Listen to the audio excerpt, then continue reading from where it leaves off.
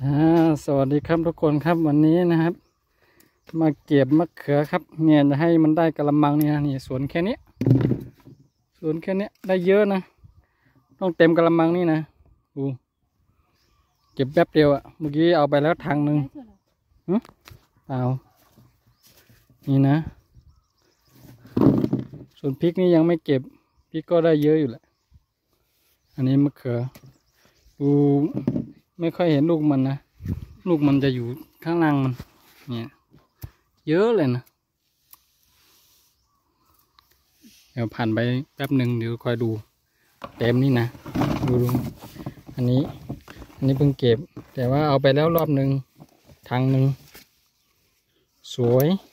ปลอดสารเคมีครับอันนี้ถ้าใครสนใจก็ทักมาได้ครับถ้าจะสั่งซื้อก็ให้เขาปลูกเขาก็ปลูกแหละที่มะเขือจ้า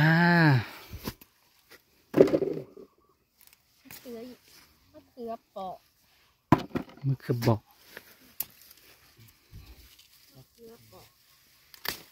โคก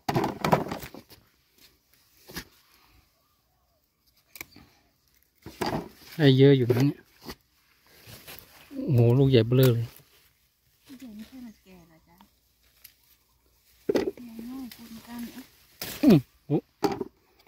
เอาควันมันลูกใหญ่มากมันหลุด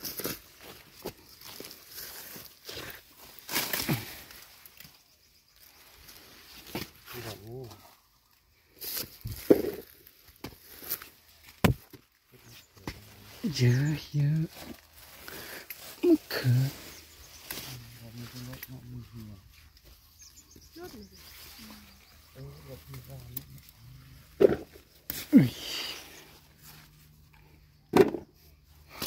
ถ้าเยอะอยู่นะเนี่ยเพิ่งเก็บแบบเดียวเยอะเนี่ย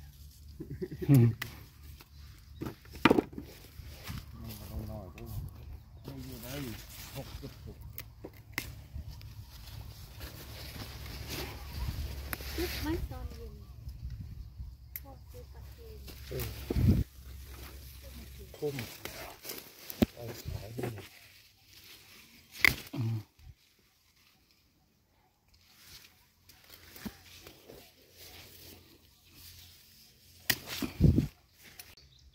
นี่มะเขือของเราได้มา2กะละมัง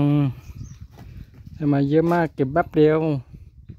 ปลอดสารเคมีดูสวยๆทั้งนั้นเนี่ยโอ้โหเย็นนี้ก็เอาไปขายครับทุกคนโอ้อันนี้ปลอดสารเคมีมะเขือปลูกเองจะต้องไปเก็บพริกต่อทีนี้เก็บพริกกับถั่วผักยาวโอเคสวยมากได้เยอะมาก